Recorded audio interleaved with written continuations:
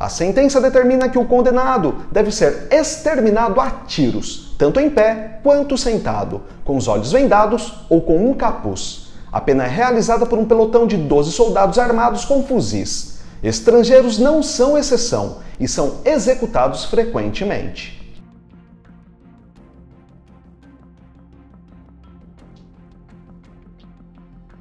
Na semana passada, fizemos um vídeo falando da Manuela, a brasileira que foi pega com quase 4 quilos de pó branco no aeroporto internacional de Bali, na Indonésia.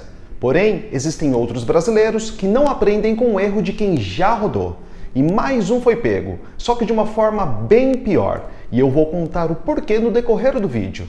Você não vai botar uma fé na ousadia dele, mas que não deu certo. E se for levado em consideração o que aconteceu com outros 2 brasileiros em 2015, esses 2 brasileiros pegos agora podem ser executados facilmente. Isso porque em 2015, os brasileiros condenados foram fuzilados por um pelotão, mesmo com a súplica da então presidente Dilma Rousseff ao presidente indonésio Joko Widodo. E esse presidente linha dura continua até hoje no poder.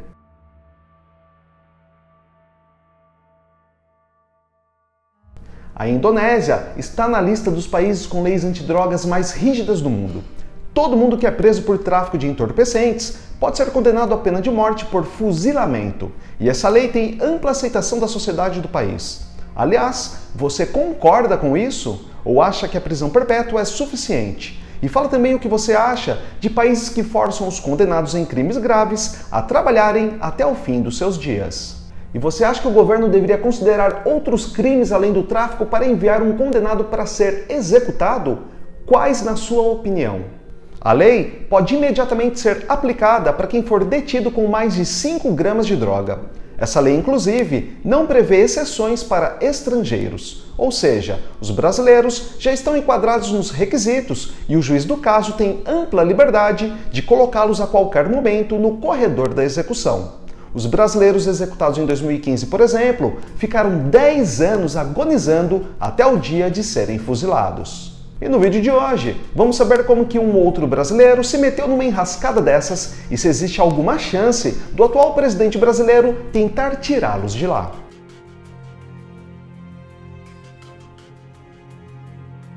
Mas antes de continuar esse vídeo, se você ainda não é inscrito, não perca tempo. Se inscreva aqui, vale a pena, eu te garanto. E deixe seu like para o YouTube recompensar o núcleo da Terra, beleza? Muito obrigado pela força!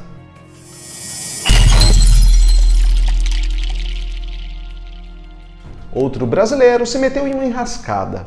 Na verdade, esse foi pego um pouco antes da Manuela. Como a gente teve um fluxo muito grande de matérias sobre os países árabes durante a Copa do Catar, deixamos para fazer uma matéria sobre esse traficante nesse ano. Só que logo no início de 2023, saiu a notícia que a garota foi pega também.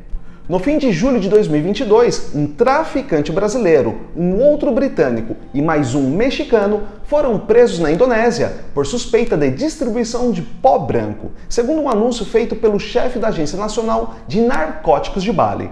Porém, a notícia acabou saindo somente em setembro de 2022, dando uma diferença de pouco mais de 3 meses para o caso da brasileira. Na época, o Itamaraty disse não ter informações sobre esse caso do brasileiro, mas estava tentando acompanhar o que estava acontecendo. Oficiais da Agência Nacional de Entorpecentes apreenderam cerca de 845 gramas de pó branco junto com outras drogas que estavam com os suspeitos, incluindo MDMA e maconha. Embora a quantidade seja menor do que a da Manuela, esse outro brasileiro é suspeito de fabricar entorpecentes para uma rede internacional de tráfico. Se a justiça chegar a essa conclusão, com toda certeza, ele não vai conseguir nenhum recurso com seus advogados para tentar atenuar a sua pena. Falando em advogados, a família da Manuela está tentando de toda forma juntar a quantia de R$50 mil, através de uma vaquinha virtual feita para que brasileiros que se solidarizem com a situação da garota tenham a oportunidade de doar para que eles possam contratar um advogado particular no país e não dependam da defesa oferecida pelo governo. Aliás, nós fizemos uma enquete aqui no canal perguntando se as pessoas são a favor da execução de traficantes e quase metade dos quase 5 mil participantes disseram ser a favor. Você acompanha esse raciocínio ou sugere uma pena mais adequada? Qual seria a melhor penalidade na sua opinião? Voltando ao caso do outro brasileiro suspeito de fabricar as drogas, o britânico que foi preso junto dele é suspeito, pelo que a polícia tem investigado, de fazer parte do esquema, sendo o distribuidor dos entorpecentes na ilha de Bali. E o imigrante do México, que também foi preso junto desses dois, mora no território indonésio desde 2012 e a polícia desconfia que ele seja o chefe da organização.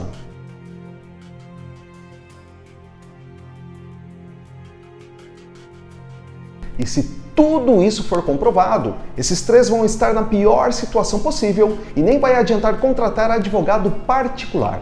No caso da Manuela, pode até ser que ela consiga atenuar um pouco a pena que ela vai receber, reduzindo talvez para perpétua, pelo fato da polícia acreditar que ela foi usada como mula por uma organização criminosa de Santa Catarina para carregar as drogas. Para quem não sabe, as mulas são as pessoas contratadas pelos chefes de todo o esquema para carregar os entorpecentes. Elas são as pessoas que entregam uma grande quantidade para o responsável de distribuir esse material. A mula normalmente é quem recebe menos em todo o esquema, ao mesmo tempo de ser quem corre mais risco. Segundo a polícia, a brasileira diz que foram prometidas mensalidades de aulas de surf em Bali, em troca da viagem, e que ela nem desconfiava do que levava na mala. O advogado afirmou que ela chegou a desistir de viajar, mas teria sido ameaçada a pagar uma multa altíssima de cerca de R$20 mil aos criminosos, pelas passagens e pelas aulas que supostamente já estariam pagas. Você acredita nessa versão?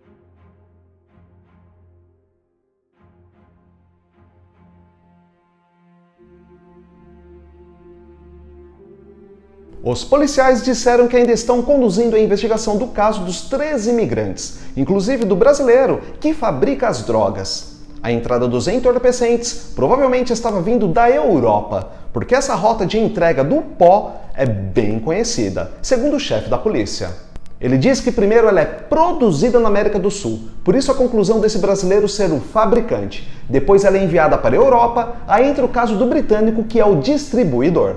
E da Europa se espalha para outros países, inclusive pela Indonésia, sendo todo o esquema chefiado pelo mexicano que mora em Bali. Já no caso da brasileira, ela estava seguindo em voo da Qatar Airways e sua rota era bem suspeita. Ela estaria sendo conduzida por uma organização criminosa de Santa Catarina e que já estava manjada pelos policiais indonésios há muito tempo.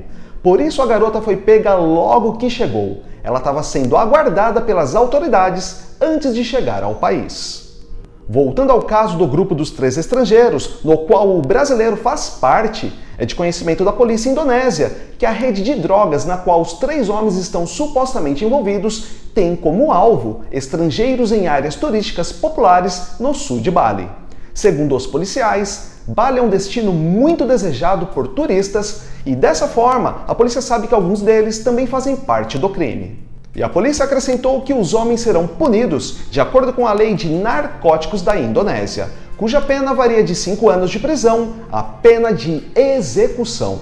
A punição capital é geralmente aplicada a traficantes e distribuidores de drogas, e pode ser ainda mais impiedosa no caso do condenado estar na ponta de todo o esquema, fabricando esses entorpecentes. E para você saber um pouco mais da legislação pesada da Indonésia, no histórico do país, entre novembro de 2008 e março de 2013, durante o governo do antigo presidente, não houveram execuções. E nessa época, a então presidente brasileira Dilma Rousseff até conseguia apelar para ele a favor dos brasileiros.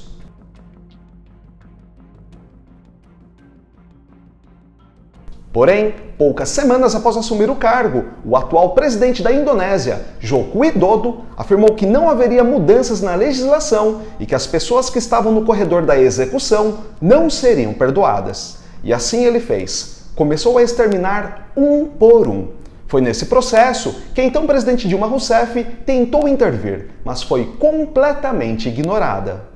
De acordo com a legislação do país, a execução é considerada somente quando todas as opções de apelação são aplicadas e a última instância é o perdão do presidente, algo que raramente acontece. A sentença determina que o condenado deve ser exterminado a tiros, tanto em pé quanto sentado, com os olhos vendados ou com um capuz. A pena é realizada por um pelotão de 12 soldados armados com fuzis. Estrangeiros não são exceção e são executados frequentemente. Will wear a white shirt and be led to the execution site. The prisoners will be blindfolded and asked if they wish to stand, sit, or kneel. Afterward, a doctor will place a mark over their hearts, standing within a 5 to 10 meter range. Only 3 will have live ammunition, the rest will have blanks. If a prisoner is still alive after the shots, the commander will fire a final shot into the inmate's head, above the ear, at point-blank range. E foi assim que aconteceu com os brasileiros Marco e Rodrigo em 2015. E provavelmente aconteça com esses outros 2 brasileiros, caso o presidente do país continue seguindo com a rigidez da sua legislação.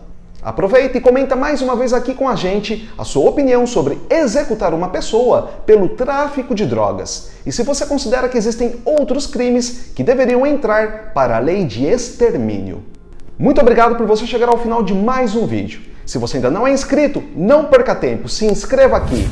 Vale a pena, eu te garanto. E deixe seu like para o YouTube recompensar o núcleo da Terra, beleza? Muito obrigado pela força e a gente se vê na próxima matéria. Valeu!